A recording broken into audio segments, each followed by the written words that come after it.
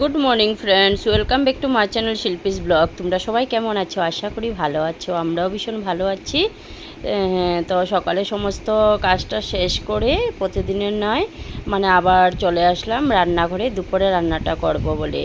তো দুপুরে রান্নাতে এই যে দেখো বাজার থেকে নিয়ে এসছে বোয়াল মাছ, তারপর পটল, তারপর চালতা। তো অন্যান্য সবজিও আরও এনেছে, তো সবটা তো আর দেখানো হয়নি। তো আমি আজকে রান্নাটা করব, ওই যে পটলটা বানাবো, চালতাটা, তাই এই এইগুলি সামনে নিয়ে নিলাম। তো আমি পটলটা বানাবো পুস্ত আর শস্য দিয়ে, তাই ভিজিয়ে রাখলাম। আর এই যে দেখো পটলটা আমি একদম সুন্দর করে অল্প চিরচির করে কেটে রাখলাম, কেননা মশলাটা যেন ভিতরে ঢুকে তার জন্য।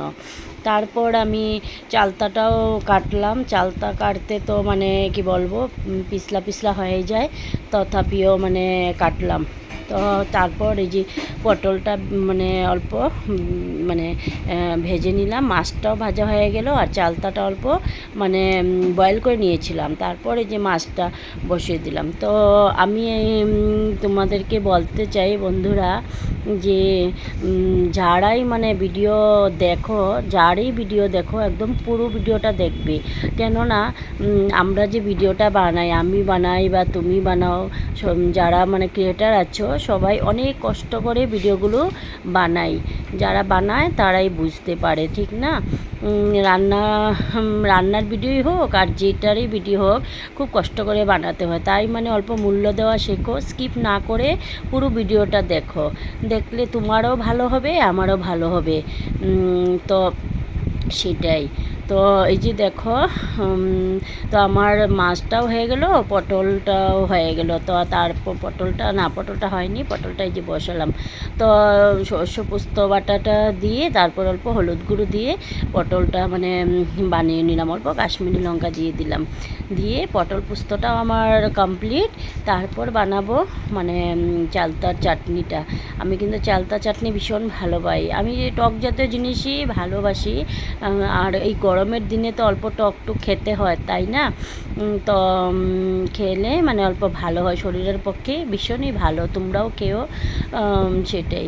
তো এই যে দেখো, আমরা যে ভিডিওগুলি করি, রান্না করতে করতে ভিডিওগুলো করি, খুবই কষ্ট হয়, কিন্তু অন্য কেউ তো ভিডিওগুলো করে দেয় না। তো আমরা নিজেরাই করতে হয়। তাই বলি যে ভিডিওগুলো পুরো দেখবে, দেখলে একটা উৎসাহ জাগে যে তোমরাও দেখলে তোমাদেরও রিচ এঙ্গেজমেন্টটা বাড়লো, আমাদেরও অল্প ভালো হলো, তাই না?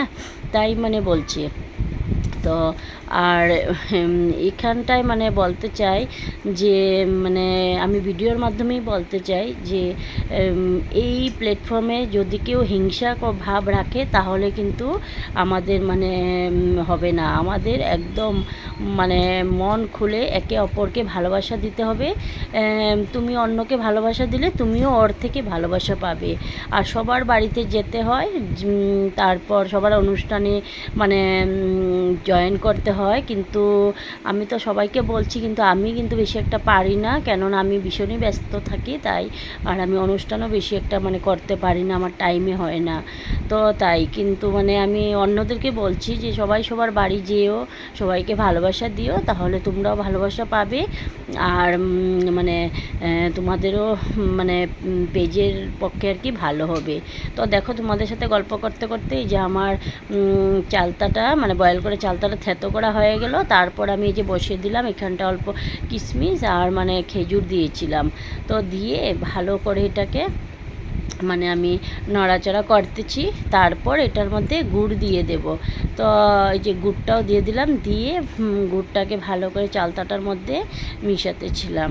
তো তোমরা কীরকম করে চালতা চাটনি বানাও বলবে। তো আমি এরকমও বানাই, আবার অনেক সময় কী হয়, পুতা দিয়ে থেতো করে নিই, অল্প অল্প থেতো করে তারপর ঝুল টাইপের বানাই।